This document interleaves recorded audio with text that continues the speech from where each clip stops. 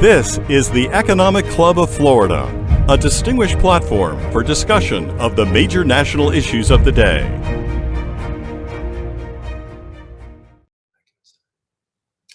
Good afternoon, and welcome to the 542nd in our series of Distinguished Speaker programs. I'm Barney Bishop, and I have the privilege of serving as the president of your club this year. Thank you for joining us today for this rescheduled meeting due to technical difficulties experienced last week with our GoToWebinar platform. We have moved to the Zoom application to ensure a positive connection with our speaker across the pond. If you have any questions, please use the Q&A button at the bottom of your screen. Your questions will be reviewed and relayed to our speaker by Christopher Campbell. By the way, our next scheduled program is for next Tuesday, April the 27th, when we welcome Jacob Lew, the former United States Secretary of the Treasury. Be sure to check the club's website to stay up to date, to be able to register for that virtual program. And this will be the only month that we'll have two virtual programs. We will be going back to in-person meetings starting next month. I'd like to recognize our sustaining members and thank them because they provide additional financial support to the club each year. And now I will introduce Christopher Campbell, who will introduce our distinguished speaker. I've known Christopher Campbell for over 20 years, initially starting with the Boy Scouts of America. He is an Eagle Scout, and he is a former president of the Swanee River Area Council. He was awarded an award, very distinguished award, the Silver Beaver Award, and then even received the Silver Antelope Award. Both awards are very unusual and are not given out very often. He is the president and CEO of CGI Inc., which is a digital company that provides consulting services to a variety of corporate clients. He has worked for AT&T in the past. He's been the director of communications for the state of Florida. He's also been the director of legislative affairs for the clerk of the courts. He, interestingly, is the creator of the famous Blitnikoff Award here, given by Florida State University annually to the best receiver in the United States. And he is a recipient of the Distinguished Alumni Award given by the Florida State University College of Business. And he's been chair of the Board of Visitors at the Florida State University College of Business. For this meeting today, he is relevant, especially because he was chair of the 1996 British Olympic Committee training project here in Tallahassee for the Olympics that were being held that year in Atlanta. So Christopher's got a lot of experience with the Olympics, and he is born in London, England, and he's going to be introducing our Scottish speaker. And we're hoping that there won't be any fireworks between the two countries as a result of this presentation today. So thank you very much, Christopher Campbell. It's all yours. Thank you, Barney. Barney's done a wonderful job for our club this year. What an excellent president he's going to be. Today, we will be hearing from a very special Scotsman, Sir Craig Reedie. Sir Craig's last 40 years has been completely dedicated to playing and organizing sport. Under his leadership, he has significantly changed the face of sport worldwide. Sir Craig is from Stirling, Scotland. He graduated from the University of Glasgow with degrees in arts and law. He has received numerous honorary degrees. He is a pension consultant with the well-known financial advisors D.L. Bloomers and Partners. But you will soon realize that Sir Craig Reedie's life passion is sports administration. Here are a few highlights. So Craig jumped into the situation of sports management with both feet when he became president of the Scottish Badminton Union in 1977. As president of the International Badminton Federation, he was responsible for badminton becoming an Olympic sport. Getting a new sport in the Olympics, wow, that's an amazing accomplishment. Why badminton? He was a world-class badminton player. In 1992, Sir Charles became chairman of the British Olympic Association. Under his leadership, there was a complete change in the trajectory of the British Olympic program, which led to the British Olympic team having the second highest medal count at the Rio Olympic Games. Yes, it also included the British Olympic team's groundbreaking training camps in Tallahassee, Florida. Yes, we shared with them the finest heat and humidity in the South as they trained for the 1996 Atlanta Centennial Olympic Games. It was during those 4 years I had the great pleasure of meeting Sir Craig. I hope he'll share with you his experience when he attended an FSU and NC State football game. Sir Craig in 2013 assumed the presidency of the World Anti-Doping Agency. Getting a decision to ban the Russians from the Olympics was a final and satisfying act, states Sir Reedie. He will provide additional information on that decision. Since 1994, he has served as with Her Majesty, the Royal Highness, the Princess Royal, as a member of the International Olympic Committee. He is now Vice President of the IOC Executive Board. For his outstanding contribution to sport, our speaker was awarded the CBE Order of the British Empire in 1999 and was knighted by Her Majesty the Queen in 2005.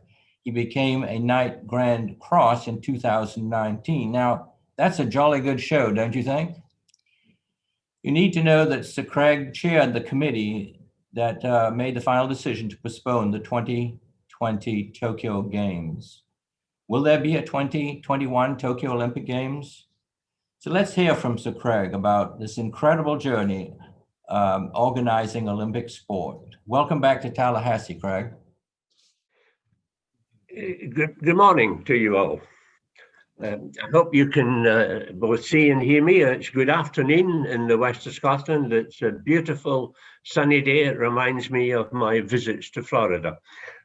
Christopher, thank you for that generous introduction.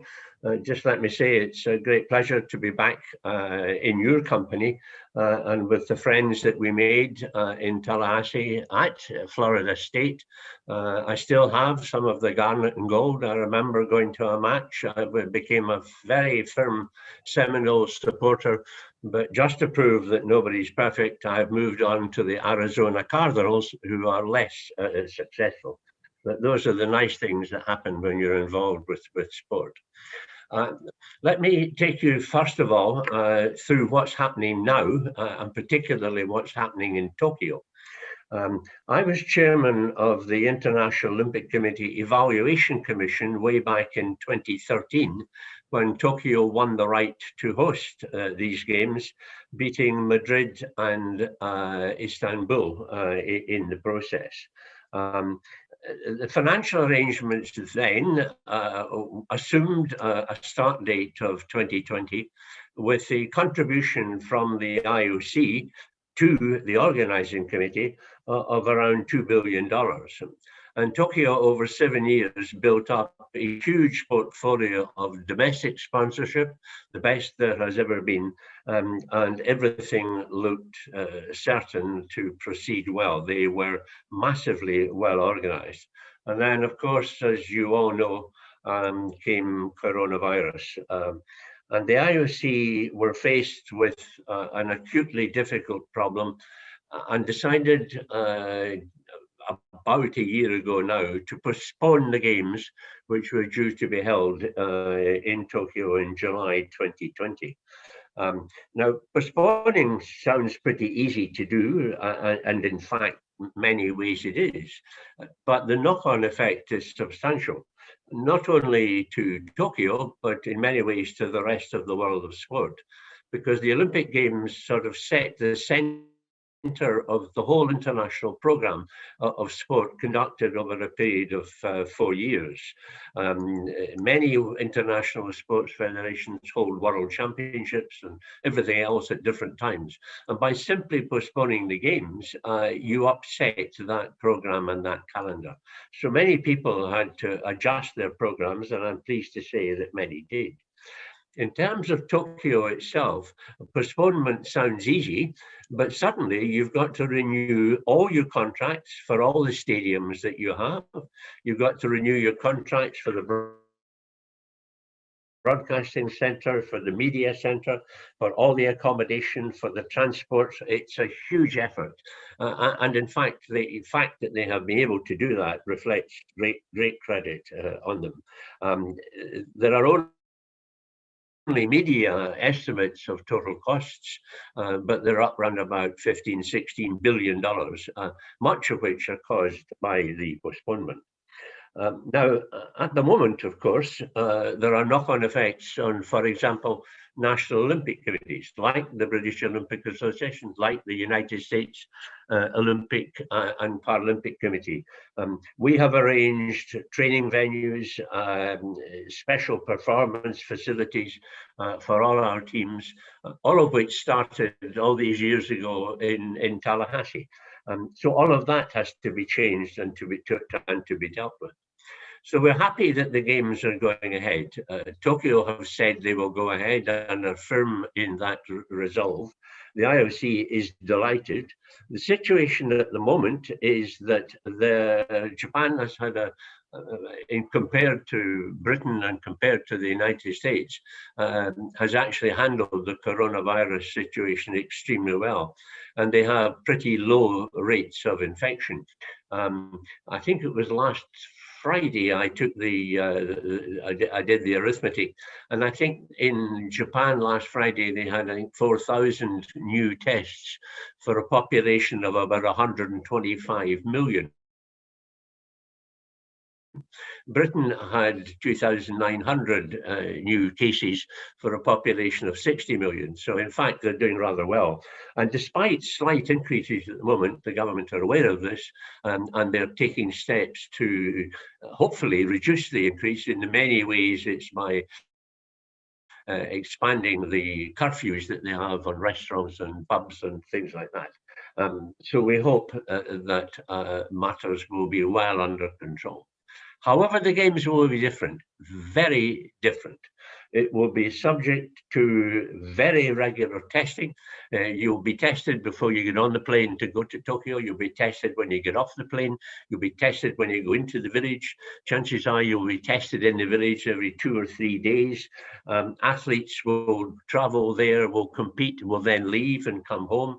They won't be able to travel around Tokyo. They won't be able to see other events that their fellow teammates are taking part in, all of which is slightly disappointing. But mainly athletes, as I speak to them, they say they would much rather go to these different games than not go to games at all, because many of them have been training for this for at least 2 years, and they're desperate to take part. Problems are, of course, numbers of spectators, no international spectators, and that's understandable because the Tokyo organizers can't control people like that. They are dealing with accredited people. Accredited personnel will be greatly reduced in number. I mean, for example, I had to break the news to my wife, Rosemary, that she would not be coming to Tokyo this year. Japan has a fairly slow rollout of vaccinations. They will not be compulsory for athletes going to the games, but clearly we will be happy if many of them are. In Britain, we do not make a special allowance for our team. We hope that they will be fitted into the successful vaccination program that is underway in Britain on the age scale before they go to Tokyo. So we hope hugely and importantly that Japan pull this off, because if they do, it's the biggest sports event in the world, and it will really be a sign that the world is beginning to get over this appalling pandemic, which is doing so much damage, and that is concentrating everybody's minds. Now, to take you back to how I got to where I am now, Christopher marginally overstressed my skills as a badminton player. I was pretty good, but maybe not as good as he said. I got very irritated with the Scottish badminton selectors when they refused to pick me once, but with mature reflection, I have to say I think that the selectors were probably right.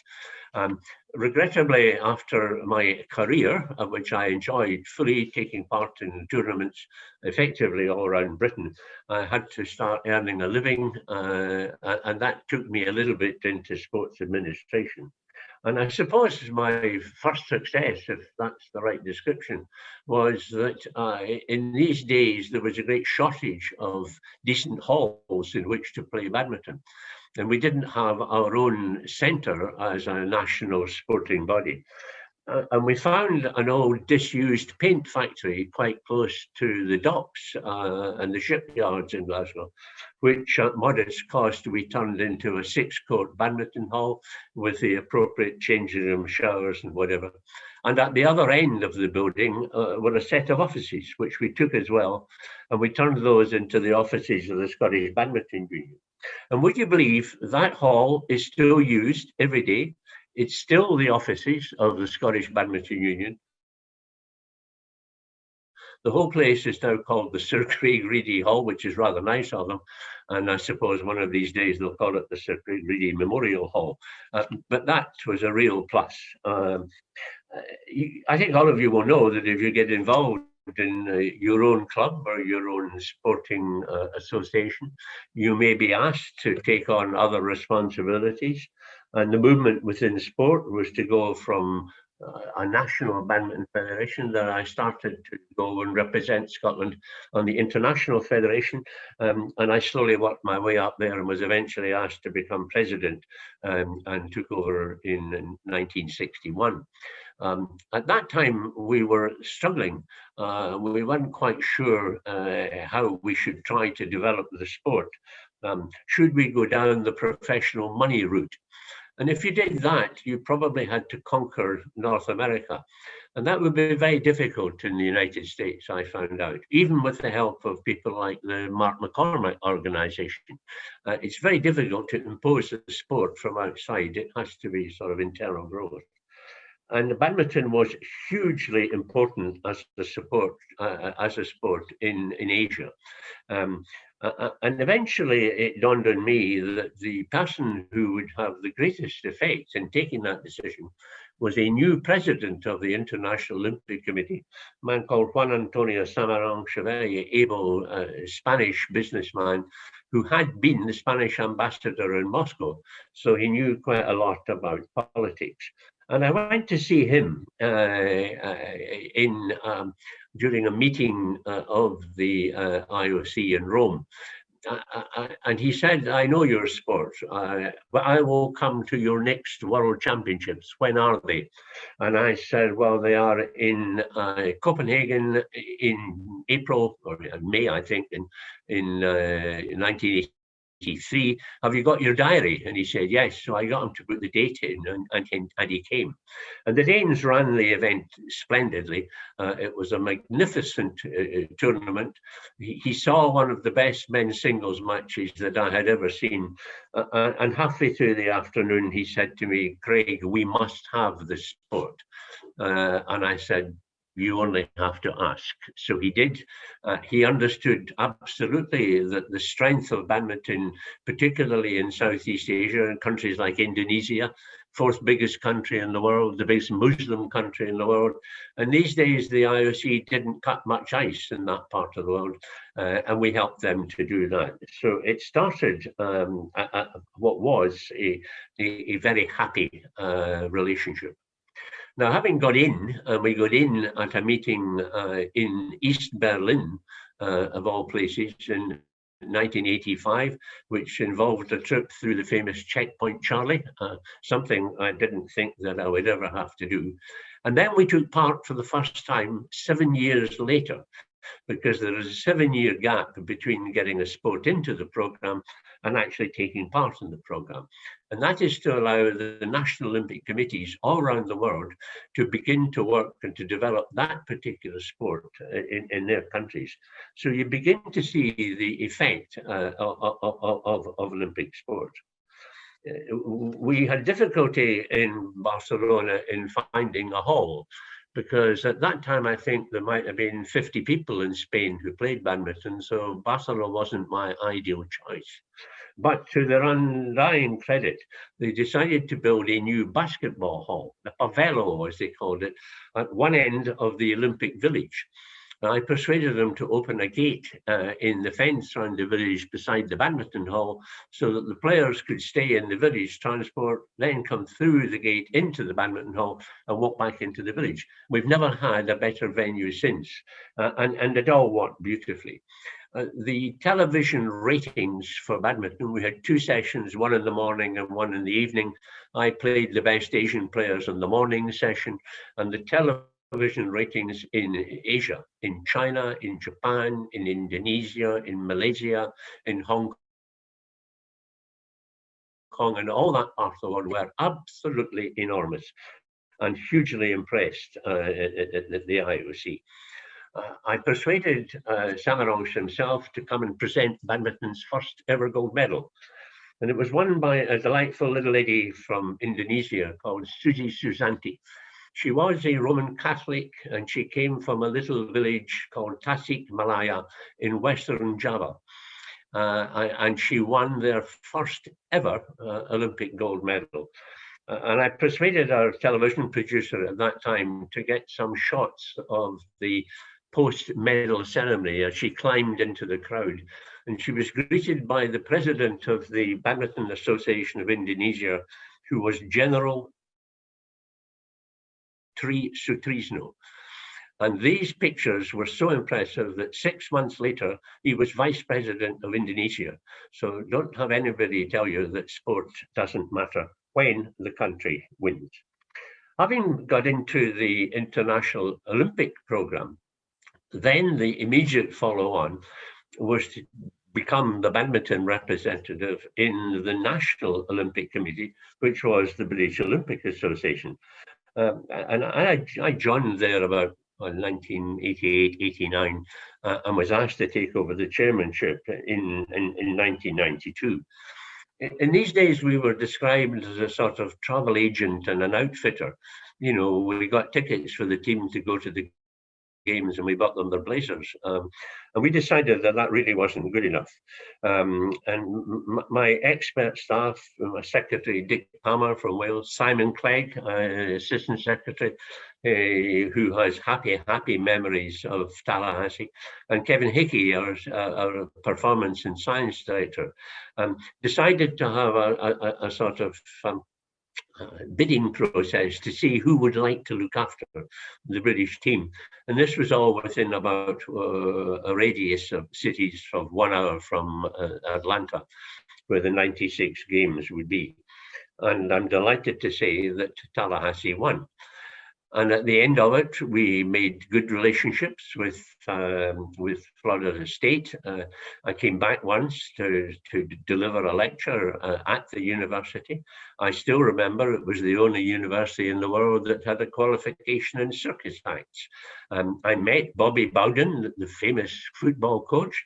In fact, I've lived off that in the United States for several years. People were impressed that I actually knew Bobby Bowden. And we ended up all on warm days putting our names on the brickyard in the middle of Tallahassee.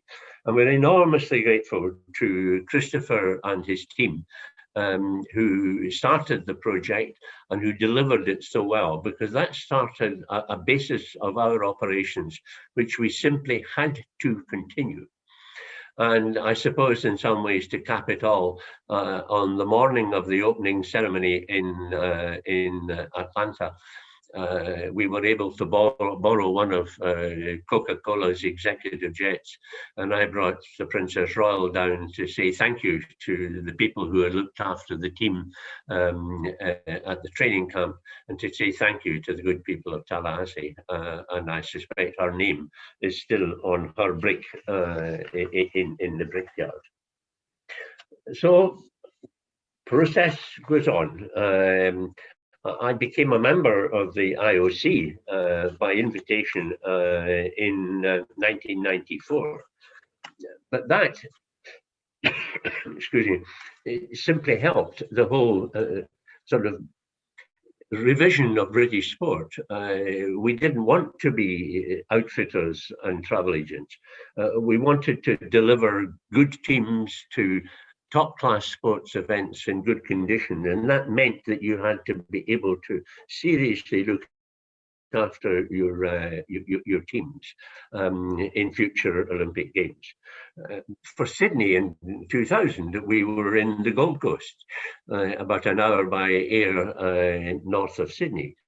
For the Athens Games in 2004, we were in Cyprus.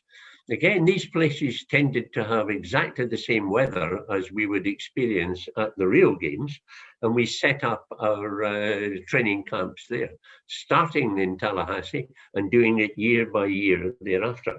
For Beijing, we were in Macau, the offshoot of Hong Kong. And these all worked, and they gave us status in the argument, particularly with government, over sport and the improvements for sport. John Major, our Prime Minister, God bless him, instituted the National Lottery with 5 good causes, of which sport was one. And that huge funding made all the difference to elite sport in Britain and explained the good results that have happened. We also managed to greatly increase our commercial activities, and we tried to make sure that we became a significant player, as we did, in the whole arrangement of elite sport in Britain.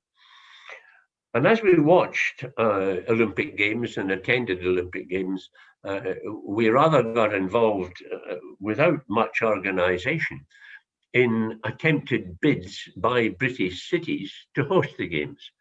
I mean, the Birmingham bid in 1986 was so well organised that I only found out about it when I went to Lausanne for the ceremony to choose the city. I mean, we were that badly organised. We were better organised for Manchester, and they had bid in 1990 and in 1993. And as a new chairman of the National Olympic Committee, having a bid and a well-organised bid to help gave me a position and a status which I tried to use to best effect. Unfortunately, neither of the bids worked, although they did much for the city of Manchester. So we decided, and I know the date absolutely, on the 12th of January 1994, I chaired a meeting of the Executive Committee of the British Olympic Association, which decided that if we would bid again, we would bid with London. And believe it or not, 19.5 years later, we passed the company following the Games to the lawyers to wind it all up. So it took 19.5 years to do this properly. I refused to bid for the Athens Games in 1997 because British sport was still a mess. I refused to bid against anybody for the Games in Beijing in 2008 because I didn't believe that the capital of the biggest country in the world was beatable when it had the serious political and communication support that it would have. So we waited. And eventually we decided to go with London. Now, pulling together an Olympic bid is a pretty complex exercise. We started by giving a chair, a desk, and a corridor in our offices to a man called David Luckers, who was one of the goalkeepers in our field hockey team, an Olympian himself. And he did the research, and he produced, I think it was 356 pages of research about whether we should bid with East London or whether we should bid with West London. And the assumption was West London would bid properly, would be the best place because we were going to build a brand new stadium at Wembley to take over from the 1948 Games Stadium and the home of football in England. Unfortunately, football managed to screw that up for us, but they decided they only wanted football in the stadium and not track and field athletics as well. We managed to persuade Tessa Jowell, who was the Secretary of State for Culture, Media and Sport, that she should come behind the bid. And she, to her great talent, managed to persuade the Prime Minister, Tony Blair, to become involved. And Tony came with us. I think that bid for 2012, which involved Paris, Madrid, New York, Moscow, and ourselves, was the best contest that the IOC ever had. We worked extremely hard. The communications issues were enormous. We ended up with an outstanding presentation on the day. You can't often win a games by a presentation, but you can certainly lose it by a bad presentation. And we produced a really good one. And we eventually won by 4 votes over Paris, much to Paris' disappointment, because they regarded themselves as certainties. So now we woke up the following morning and thought, well, I suppose we have to organize the bloody thing now. And we set up a great team. Our chairman was Seb Coe, Sebastian Coe, double Olympic 1500 meter gold medalist. We recruited as our chief executive Paul Dighton, who came to us from Goldman Sachs, having been the head of their European operation. And our deputy chairman was a man called Keith Mills, who invented the Air Miles company, the business where you get credit if you fly on airlines and use your points thereafter. Olympic organizing committees are very funny companies. They double in size each year for 7 years, and they then go out of business. That's not an easy company to manage, because we ended up with about 7,000 employees. We also needed to run the games 70,000 volunteers, and we had 256,000 applications. And would you believe we interviewed every one of them at centres all around the country? We chose a whole set of new facilities. We rebuilt, reconstituted a scene of industrial devastation in East London, hugely supported by the new and the first ever elected mayor of London, who, and some people said, was a communist. Ken Livingstone understood absolutely that this was a God-given opportunity to extract large amounts of central government money for his city of London. And he got about £8 billion worth. So that was the Olympic Park, with the main stadium, with the village, with the swimming centre, the cycling velodrome, 2 other venues, the management of the All England Tennis Club that persuaded its members that they would run tennis at Wimbledon only 6 weeks after they had held their own normal Wimbledon championships. We used Lord's, the home of World Cricket, for archery. We used the new stadium of Wembley for football, obviously. And would you believe the women's football tournament, the final was graced by a spectator attendance of 80,203. Who says that we don't promote and help women's sports? We took a big field behind the Greenwich Centre in East London for equestrian and turned that into a magic place. And the new rowing course at Eton Dorney, owned by Eton College, the famous public school in West London, took the rowing events.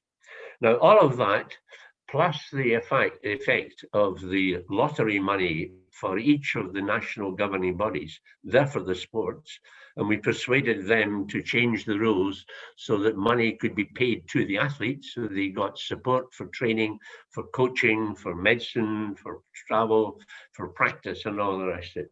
We ended up 3rd in the medal table, and the games were wonderful, and did more for London, that did more for the country than anything has since, and some would argue before.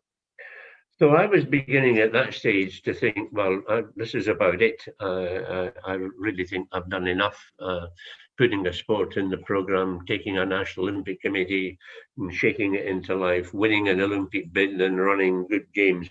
It's about time that I retired.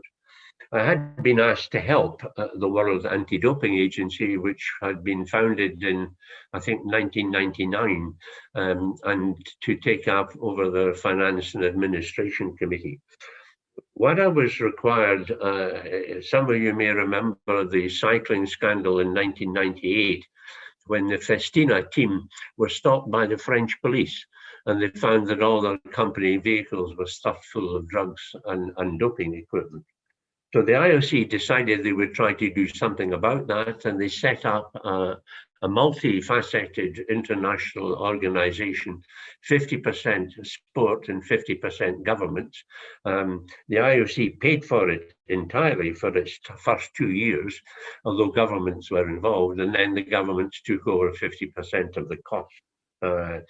I mean, to give you an example of how silly it all was at that time, it was possible on different sanctions in different countries. It was possible that a cyclist could be sanctioned in Denmark, for example, for a doping offence, but all he had to do was, travel an hour on a train, and he could cycle in France, or he could cycle over the border into Germany. And if you were a cyclist, you might have been sanctioned for 6 months. But if you were an oarsman or rower, you were sanctioned for life. So the biggest problem was to harmonize the sanctions. And that was the first great effort that the WADA succeeded in doing. And it was all done by the 2003 Conference on Anti-Doping in Copenhagen. And we made very steady progress. We produced a World Anti-Doping Code, which is the set of rules for the whole world. We did research and funded research on anti-doping practices. We accredited and approved or removed the accreditation, if necessary, from the recognized laboratories. We produced the prohibited list of prohibited substances, and we got involved in the business of education, because despite all the arguments that you can win this fight against doping by doing samples, it's not true. Ultimately, the only way we will win it completely is by educating people not to cheat. And all that went on pretty routinely until December 2014. I think it was either the 12th or the 14th of December. I heard that there was to be a television program run by the main channel of ARD, German television network in Frankfurt in Germany. And they produced a devastating program which indicated that in the sport of track and field athletics, Russians had been subject to organized cheating. The anti-doping agency would tell the athletes when the testers were coming. The coaches were providing the substances to the athletes. And the hint was that officials and the government knew about it. Now, this was sensational stuff, and we had to react. Up until then, we simply hadn't had powers to act. But the new code, which came into effect on the 1st of January 2015, gave us these powers. So we set up our first full commission of inquiry. The television program got most of its evidence from a couple called Vitaly and Yulia Stepanov. He worked for the Russian anti-doping agency, and she was an international athlete who actually doped herself. And he persuaded her to come clean, as it were. And they were the people who blew the whistle and delivered all the information that we needed to run a proper investigation. The investigation, chaired by my colleague from Canada, Dick Pound, came back with clear offences and actually approved and corroborated practically everything that had been said in the television program. At the same time, we also knew ourselves that criminal behavior had taken place because the Russian Deputy Minister of Sport came to me to complain about actions from the International Amateur Athletic Federation in charging Russian athletes money to make blood tests disappear. And we, again, not having powers to deal with criminal abuses, passed it to the ethics committee of the IAAF, who dealt with it eventually. The Pound report sent the same information to Interpol in Europe, who passed it to the French police, who took up the case. And years later, the people who were involved have all been found guilty. One of the biggest problems in that investigation was what we would do thereafter. So we promptly suspended the Russian anti-doping agency, who were clearly corrupted and inefficient. We wanted to have the director of the Moscow laboratory expelled, but he expelled himself. He resigned, a man called Grigory Rodchenkov, and he managed to disappear and is currently under witness protection somewhere in the United States. I may have to return to him in a minute. And we persuaded the IAAF to immediately suspend the Russian Athletics Federation. Now, this caused all sorts of problems.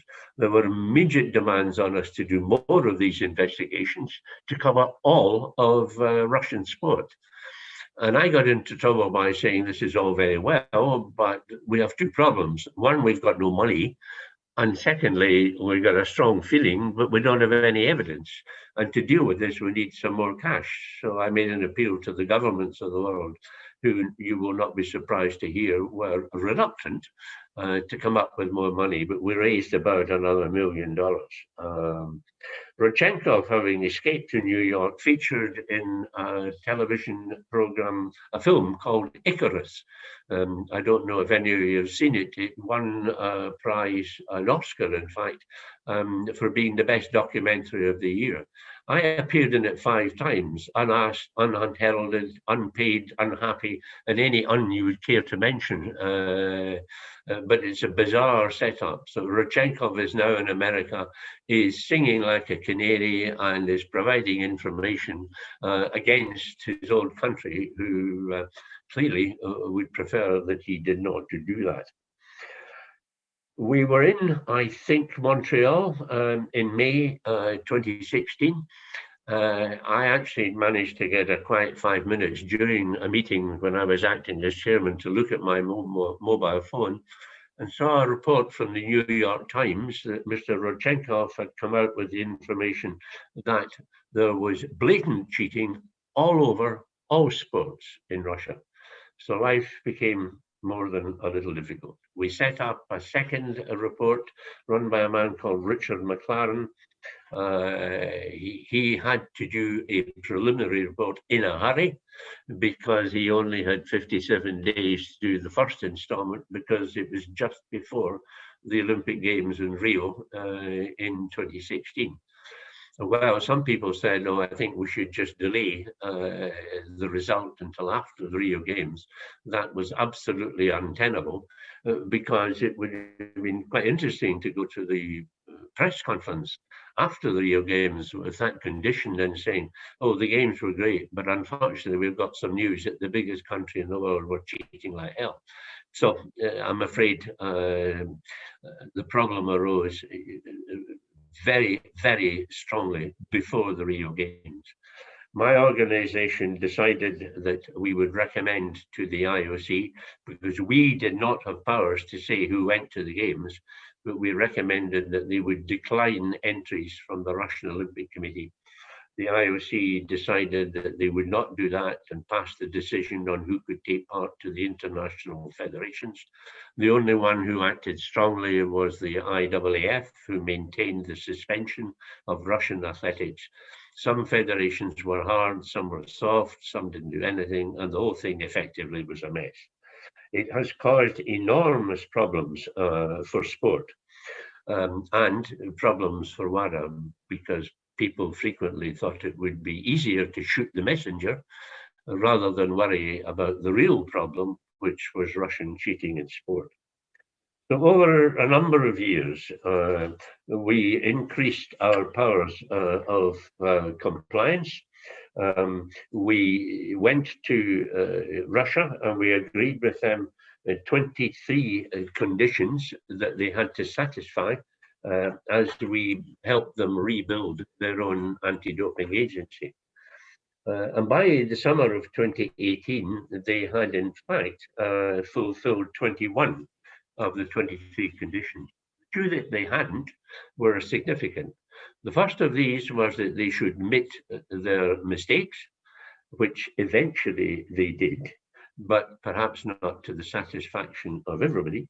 And secondly, we wished to get access to the Moscow laboratory to examine the data in that laboratory so that we could find out exactly who had been cheating, named the athlete by athlete, and who had not. Slightly to my surprise, when we presented a claim to the Russians and a condition which said, instead of us waiting for you to put your house in order, we will put your house in order by recognizing that you can be re-established, but you have to meet these two conditions. And to my surprise, they came back and accepted that. So they admitted fault. Secondly, they allowed us into the laboratory. Eventually, it took many visits and difficulties. We extracted 28 terabytes of data, which is an enormous amount of data. It took us months to crunch it.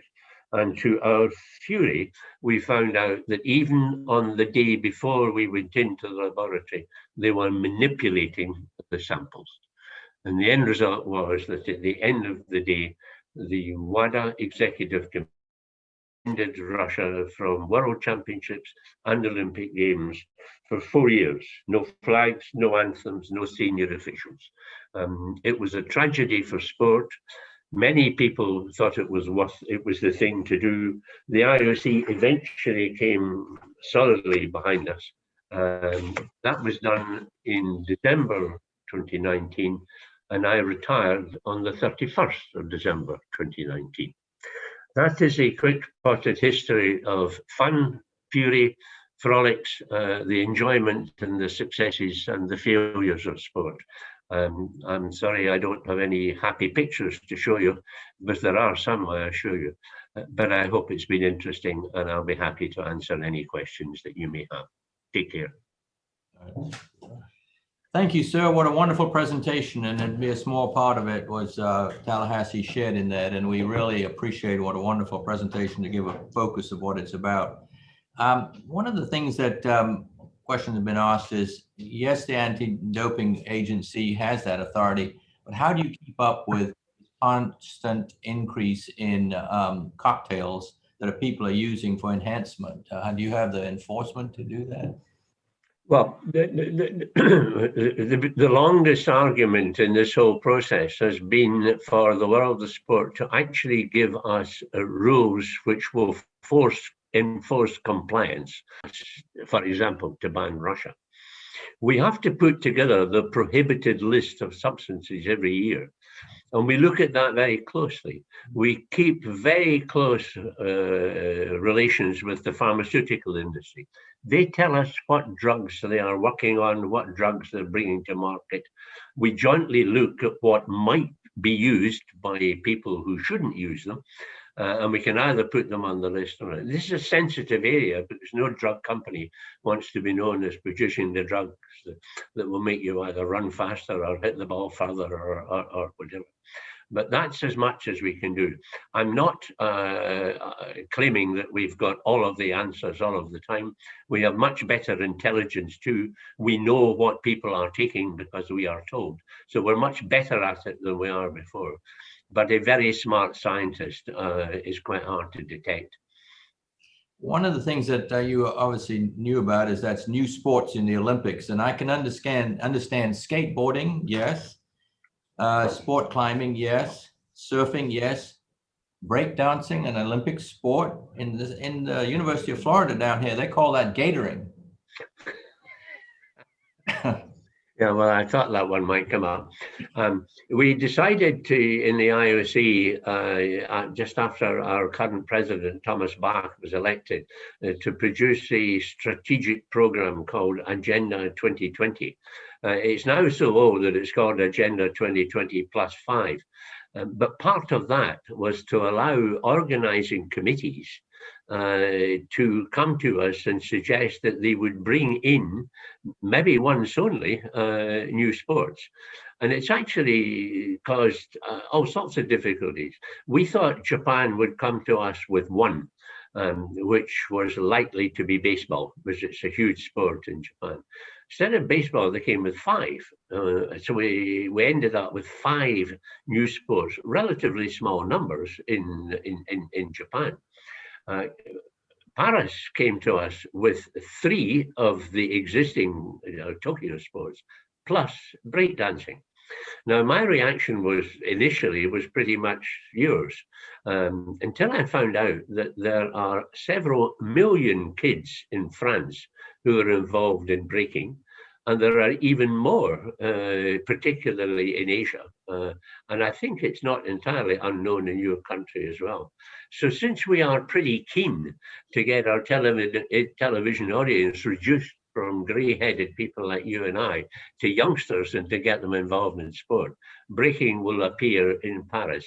Whether it appears again or not, the first call will be from Atlanta from Los Angeles in 2028.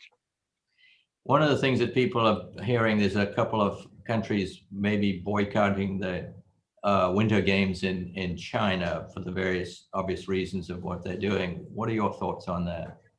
Well, I've lived through a little bit of this. I don't think, well, I'm certain the IOC are right, and I agree with them absolutely, that boycotts of athletes don't work. They are convenient for politicians to argue that they should be enforced, but they don't work. And the best example that I have is, of course, Moscow in 1980, when America didn't come to the games because the Russians had invaded Afghanistan. 9 years later, the Russians were still in Afghanistan. So the only people who lost out were the American Olympic team, most of whom, to my knowledge, are still furious. As far as we were concerned, our government, run by Margaret Thatcher, didn't want us to go. In fact, I think the Equestrian Federation decided it wouldn't go, but everybody else went. And I remember speaking to a man called David Gray, who was the secretary of the International Tennis Federation, and he was pushing tennis in the program.